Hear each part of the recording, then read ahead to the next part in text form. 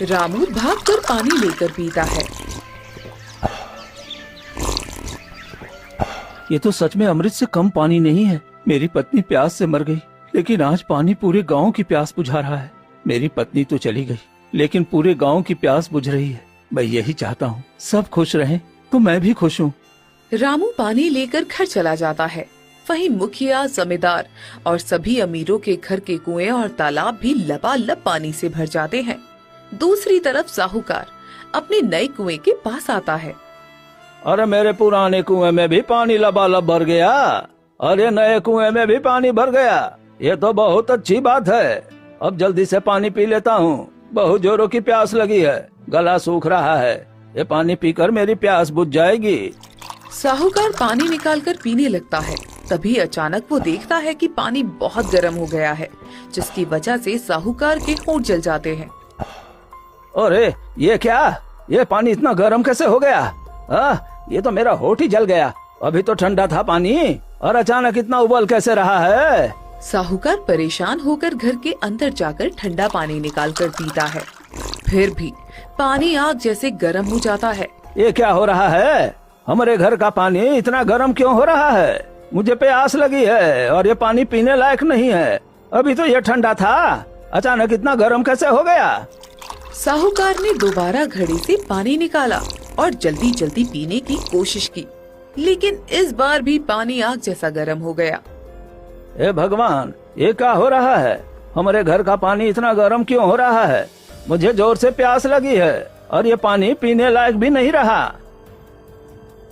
इतने में मुखिया भी प्यास से परेशान होकर साहूकार के घर पहुंच जाता है। अरे साहूकार, कहीं भी ठंडा पानी नहीं मिल रहा, हर जगह पानी आग जैसा गर्म हो गया है। मेरे घर का भी यही हाल है मुखिया जी। अभी मटके से पानी निकाला था, पर जैसे ही पीने लगा वो भी आग जैसा गर्म हो गया। ये कोई साधारण बात नहीं है साहूकार, लगता है हमारे साथ कुछ बहुत बड़ी अनहोनी होने वाली है। अब मुखिया और साहूकार दोनों डर और प्यास से बेहद परेशान हो गए।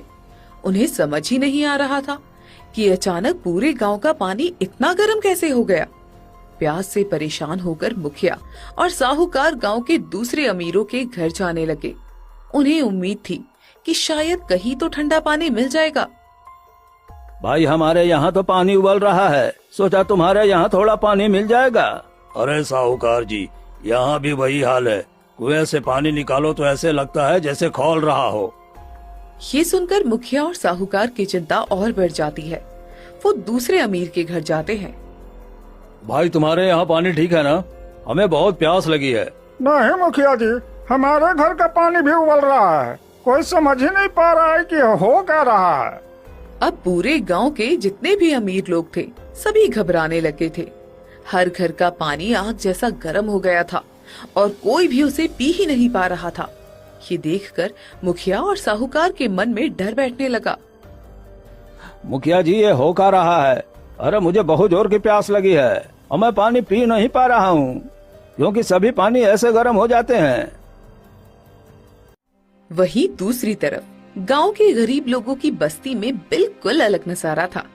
छोटे छोटे कच्चे घर, टूटी हुई मटकी और मिट्टी के घड़े, लेकिन उन घड़ों का पानी बिल्कुल ठंडा था। भयानक गर्मी के बावजूद पानी में जरा भी गर्माहट नहीं थी।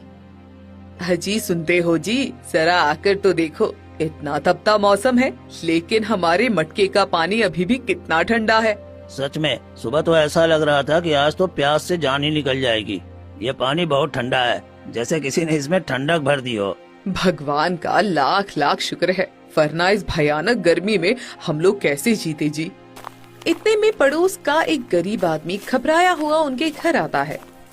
अरे भाई, सुना तुम लोगों के घर का पानी ठीक है? हाँ भाई, भगवान की कृपा से हमारे यहाँ पानी बिल्कुल ठंडा है। क्यों, क्या हुआ? अरे पूरे गांव में हाहाकार मचा हुआ है। अमीरों के घर का पानी आग की तरह उबल रहा है, कोई भी उसे पी नहीं पा रहा है। क्या सच में? लेकिन हमारे यहाँ तो ऐसा कुछ नहीं है। हमारे घर के मटके का पानी भी बिल्कुल ठंडा है, मैंने अभी पिया है। हाँ, हमारे यहाँ भी वही हाल है, लेकिन अमीरों के घर का पानी उबल रहा है। ये बात समझ में नहीं आ रही है। इधर चौपाल के पास सभी अमीर लोग प्यास के मारे तड़प रहे थे और कुछ अमीर और कुछ गरीब आदमी जुटे। ये समस्या सिर्फ हम अमीरों के साथ हुआ है, लेकिन क्या गरीबों के साथ भी ऐसा ही हो रहा है? तभी रामू बोलता है। नहीं मुखिया जी, हम लोगों को तो बहुत ही अमृत जैसा पानी मिलता है, एकदम चंचल, शीतल और ठंडा। ऐसा पानी हमने कभी नहीं पिया। ये कैसे हो सकता है? तुम लोगों को गर्म पानी क्यों नहीं मिलता? क्योंकि आप लोगों ने एक साधु को पानी नहीं दिया और ऊपर से गरीबों को नीचा दिखाया, इसलिए भगवान ने आप सबको इसकी सजा दी है। मुखिया जी, आप चाहे उस साधु को कुछ भी कह लें, लेकिन वो भी इंसान थे, प्यास से तड़प रहे थे, बस एक घड़ा पानी मांग रहे थे। अगर उस दिन आप लोगों ने उन्हें पानी दे दिया होता तो शायद आज भगवान भी आप पर इतनी नाराजगी नहीं दिखाते।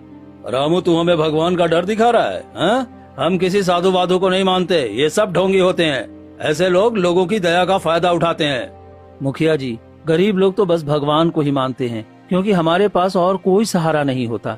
जब अमीर लोग हमें ठुकरा देते हैं तब हम भगवान से ही आस लगाते हैं। हाँ, क्योंकि तुम लोग गरीब और कमजोर होते हो, इसलिए हर बात में भगवान का नाम लेते हो।